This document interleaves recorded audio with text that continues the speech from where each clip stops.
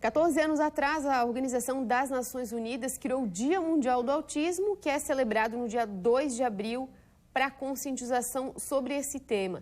E hoje a gente recebe a Silvane da AFAD, presidente da AFAD, Associação de Familiares e Amigos dos Autistas e Pessoas com Deficiência Intelectual e Múltipla, para conversar com a gente sobre esse assunto que é bastante importante. Silvane, bom dia, muito obrigada por ter aceito o nosso convite. Bom dia, Monique. Nossa, a gente fica muito feliz, muito grato, né, de poder estar falando de um tema, de uma causa tão importante que é o autismo. Obrigada. Então, Sil, a gente vai falar sobre o autismo, né? Na pandemia hoje, como a FAD tem trabalhado diante dessa situação, a gente sabe que o autista ele precisa de rotina, né? E diante de tudo que está acontecendo, o mundo como está, não deve ser fácil cumprir uma rotina. Para a gente já não é fácil, imagina para o autista, né? Verdade, Monique. Logo quando saiu a pandemia, no ano de 2020, em março, nós já tivemos que interromper muitas atividades das pessoas com autismo, principalmente que vivem de rotina, né? O dia a dia deles é composto por rotina, eles têm muitas terapias, acompanhamento. Então, de repente, do nada, você tem que ficar em casa. E aí muitas crianças tiveram crises de ansiedade, muitas tiveram até uma certa regressão pelo fato de não ter mais acompanhamento da equipe multidisciplinar, dos terapeutas, e isso certamente implicou também em questão familiar, porque aí todo mundo sente, né? Os pais ficam com a responsabilidade redobrada, no caso, porque eles passam a ser os terapeutas, eles passam a ser os professores e pais ao mesmo tempo. Então, foi uma situação assim bem delicada, onde nós tivemos que estar acompanhando muitas famílias, certamente. Sil, para pais, familiares de autistas, né, que estão vivenciando esse momento, por exemplo, sem aulas ou com aulas online, as crianças passando boa parte do tempo em casa, né? Quais são as principais características de comportamento, né, de um autista quando a rotina dele é interrompida? Certo. A principal mesmo é a ansiedade, porque o autista, nós temos aí 3 níveis, Monique. O nível leve, o moderado e o severo. Então, as crianças com nível leve, elas têm um entendimento maior dessas mudanças repentinas e conseguem vislumbrar aí uma aula online, uma aula presencial, até porque nós temos muitos casos aí onde crianças têm aulas uma semana sim e outra não, né? Então quebra a rotina. Quebra a rotina totalmente. Isso gera também essa ansiedade, e para aqueles níveis moderado e severo, às vezes até uma certa agressividade, sabe?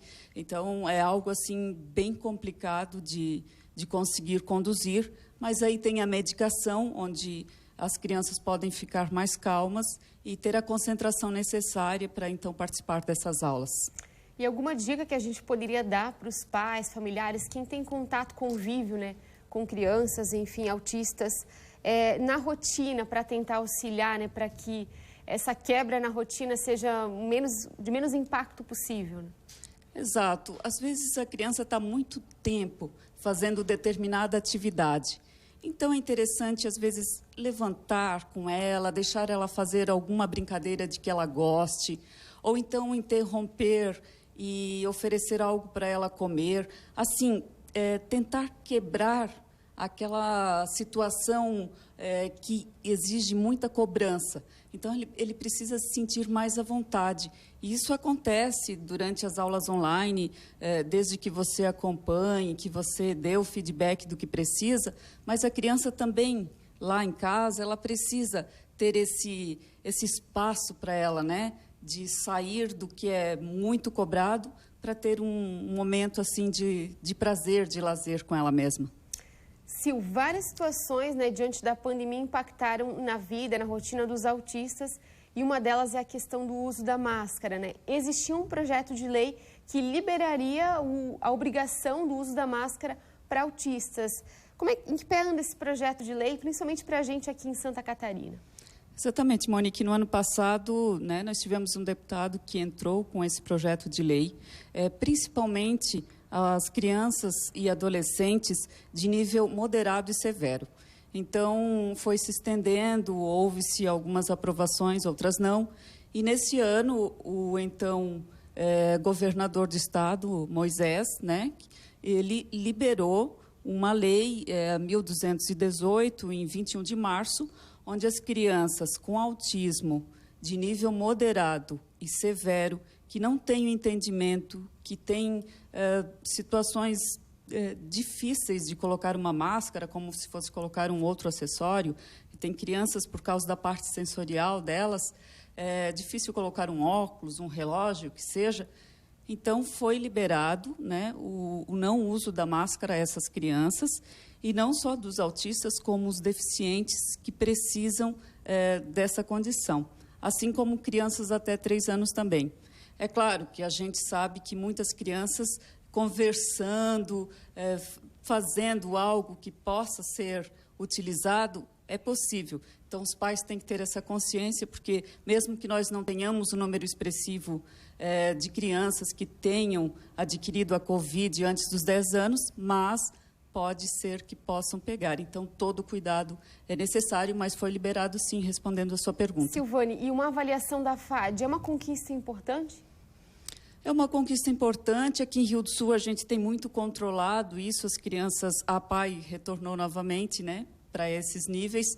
Então, as mães que não conseguiam sair com seus filhos, porque muitas vezes não tem com quem deixar, onde deixar, foi de extrema importância.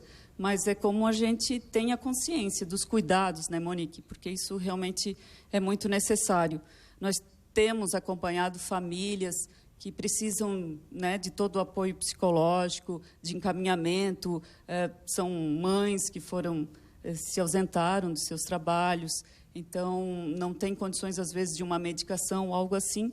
A gente está prestando todo o apoio, serviço, direcionamento, para que elas tenham realmente o que lhes merece, né, em relação a toda essa situação. A gente acredita que o desafio para a FAD, a associação, em 2020, agora em 2021, ele se ampliou ainda maior, né? Diante de toda essa situação, esse cenário.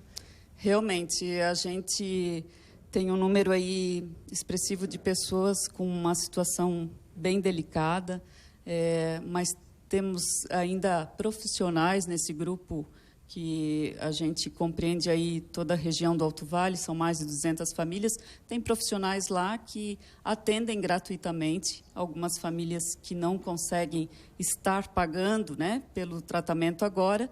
E, claro, a gente tem aí muitas novidades, a FAD com espaço futuramente para atendimento, e a gente quer poder ajudar de alguma forma, principalmente as famílias menos favorecidas, Monique. Novidade, então, espaço para atendimento. Exatamente, a gente tem conversado já há muito tempo com o poder público, que tem nos apoiado em muitos projetos e ações, e uma parceria entre a Secretaria de Educação e Secretaria de Saúde vai fazer com que a gente disponha de um espaço em uma das creches que será liberada, já que haverá a entrega da creche central aqui em Rio do Sul. A ideia é fazer um centro integrado de atendimento a crianças e adolescentes, unindo o CAPS, o NAE, que já são para atendimento especial, e a FAD junto. Então, nós temos aí um trabalho muito importante das vereadoras Daniele e Sueli, que tem nos ajudado com esse grande projeto aí que tem tudo para acontecer nos próximos dias. Sil, a gente quer agradecer a tua disponibilidade, né, tirar o teu tempo para vir ao vivo aqui para falar sobre esse tema tão importante e as ações dessa entidade que é fundamental aqui para a região, os trabalhos da AFAD. Muito obrigada. Obrigada, Monique. E as pessoas que querem entrar em contato com a FAD, a gente tem as páginas nas redes sociais, tanto no Facebook quanto no Instagram, a FAD Rio do Sul. Entre em contato, a gente estará respondendo qualquer questionamento que você tenha.